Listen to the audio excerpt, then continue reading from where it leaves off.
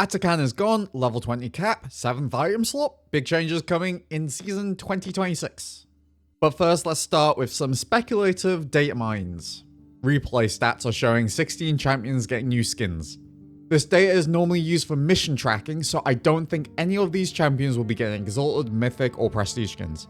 We've got Ashe, Briar, Caitlyn, Camille, Galio, Jace, Katarina, Lilia, Nautilus, Ornn, Poppy, Samira, Seraphine, Yasuo, Yuumi, and Ziggs. They should be arriving sometime in Act 1, which will be the first 4 patches of 2026. And Lilia, I think, should be Legendary tier or higher, but I'm not totally confident. Also, the Datamind Silver Shield's currency from September will be related to an upcoming metagame that will be in the client. As for what we'll see on the next PBE, we're going to see some Demacian-themed skins. We'll be seeing them for Nautilus, Taliyah, Cho'Gath, and the Prestige will be for Morgana. Morgana's skin is going to be based on Demacian Stained Glass, while Cho'Gath is going to be on Petricite. That's it for skins, so let's go on some quick-fire changes. Like I said, Atakan is gone. Alongside him, Feats of Strength. First Blood and First Turret bonus gold is coming back. Baron will be spawning at 20 minutes again. Minions are now going to spawn at 30 seconds into the game. At 40 minutes, a wave will spawn every 25 seconds with 1 less melee minion. At 30 minutes, minions will spawn every 20 seconds with 1 less caster minion. And base crit damage is 200% again. Now onto a big thing, role quests. You just progress these missions by killing minions, champions, plates, tower, or even epic objectives. And you'll get a special reward based on your role. AD carries will get a lump sum plus increased gold from minion and champion kills as well as assists. And the biggest thing, they will get a 7th item slot. That 7th slot will automatically hold your boots, so you'll be able to pick up another legendary item or build more components. Mid lane will receive a free tier 3 boot upgrade, as well as an empowered 4-second recall, which will have a cooldown. The tier 3 boots will mostly look similar to how it currently is on live, however some have been tweaked. For top lane, they will gain a longer cooldown version of teleport for free on top of their other 2 summoner spells they have already chosen. However, if you already took teleport, it will instead get stronger, providing a large max health shield on use. You'll also get some upfront XP, as well as more XP from future sources, and your level cap is increased to 20.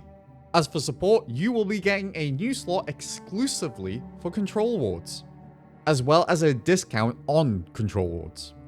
You will also be getting more passive gold generation. And finally, jungle. Now, they already have their quest with the pet upgrade and the PvP smite, however, there's some additional things that they will get. There's going to be increased gold and XP from large monsters, as well as bonus movement speed when in the jungle. Now for our big thing, there are 9 new items and 2 more returning. Disclaimer, all stats on the screen are work in progress dev values, so they might not release exactly with these stats, they're just there to give you an idea. First, we got Scepter of Bonking. It's an AP fighter Sheen that will double your on hits. So an example would be Diana's passive, she'll be able to skip 1 of the hits. Or Gwen Q, she'll be able to stack that up even faster. As for the next item, Emblem of All Inning. It's a Zeal-like item for ADCs that like to ult and pop off. This item gives ultimate ability haste plus a burst of attack speed and guaranteed critical hits for 3 attacks after ulting. You will deal bonus true damage instead if you were already going to crit on those auto attacks. Next one, Blood Sphere. It's an AD Omnivamp item that also gives some tenacity and haste that scales with your bonus AD. It's maybe a late game sustain item for light fighters, and it gives extra Omnivamp after you get a takedown. Next one, Assassin item. This one's for AD assassins and it's to help them end the game. So whenever they get a takedown, it grants a buff that makes your next attack against an epic monster or tower deal a large amount of damage over time, scaling with your lethality. This will make it so that AD assassins that are ahead can close games out if they're successfully assassinating their targets. It also gives some extra true damage to a spell every so often based on your lethality. As for the next one, Mananomicon. This AP item can be activated to enter an empowered state for a short duration where you consume significantly more mana, but spells are more powerful and have lower cooldowns. The extra damage, healing, and shielding on your spells scale with your mana, so you're rewarded for investing into it. Next one, Snowbow. It's a long-range item for ADCs. It increases your attack damage based on how far away you are from the target. On takedown, you will also get a larger amount of extra attack range. As for the next one, Buff Engine, it's an aura item with a bit of gameplay. After you slow or immobilize an enemy, it will grant an attack speed aura. It's mainly designed for tanky melee supports. Moving on to the next one, Mantle of the 12th Hour. It's a lifeline item for tanks. This item gives a large heal over time effect when you get low that scales off your bonus armor and magic resistance. While you're healing off this item, you also gain some movement speed and tenacity. Moving on to the next one, 2-in-1, Savior's Mana Bell plus Super Bell. It's a new upgradable tier item for enchanters. Mana Bell grants heal and shield power based on your mana, and when upgraded into Super Bell at maximum tier stacks, it also heals your lowest nearby ally every second while you're in combat with enemy champions, scaling the heal based on your mana. Those are the 9 new items. As for the 2 returning ones, we got Hextech Gunblade and Stormrazor. As for rank, there's quite a few changes coming, the main one being Aegis of Valor, which totally hasn't been copied from Wild Rift. It will offer double LP or full protection from LP loss on an autofilled game if you get a mastery score of C or higher. Really important though, if you choose to be autofilled, you will not get the protection.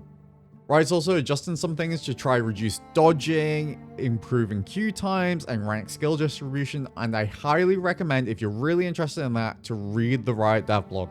Now let's talk about turrets. Now first, turrets are getting something called crystalline overgrowth.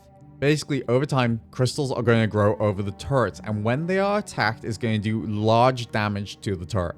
Now, some big changes to turret plating. T1 turret plates are no longer going to disappear at 14 minutes. Tier 2 and 3 turrets are now going to have 3 plates. So now gold is distributed among the plates rather than when the turret's destroyed. As for Nexus turrets, when they die and respawn, they will now respawn at 40% HP instead of 100%. Demolish Room will now deal damage after you hit a turret 3 times in a row. And there's some other additional turret rules being simplified, however Riot said it pretty much behaves the same. Full information on that is in their dev blog. Now onto vision changes and something called Phalites. These will spawn in special locations, and if you place a ward in them, then they will have a unique reveal region for 45 seconds and grant extra vision range for the ward. They will spawn in predetermined locations, with some spawning at the start of the game and more appearing when the elemental rift transforms. Additionally, yellow trinket cooldown is being reduced and red trinket sweep duration is being increased. And also, these weeds in my recording spot will spawn in more places and have an increased spawn rate. There's even tweaks coming in for Homeguard. Early game, you'll be able to reach your tier 1 turret with it. Mid to late game, it will reach where the minion wave is. However, an important note, Homeguard will end early upon entering the jungle or encountering an enemy champion. Some quick last bits, since this has already ran on longer than I wanted it to. Epic monsters will roughly be 15% more durable and will level alongside champions. More information in Riot's dev blog. Swiftplay is going to be more swift. You'll start level 3. Please check Riot's dev blog for more information. Anyway, that's a quick breakdown of Season 2026. Not actually that quick. We'll see it on the PvE tomorrow, hopefully, and then it will be on the live servers in just over a month. Oh, apparently also WASD is coming to live tomorrow? Anyway, until the next one.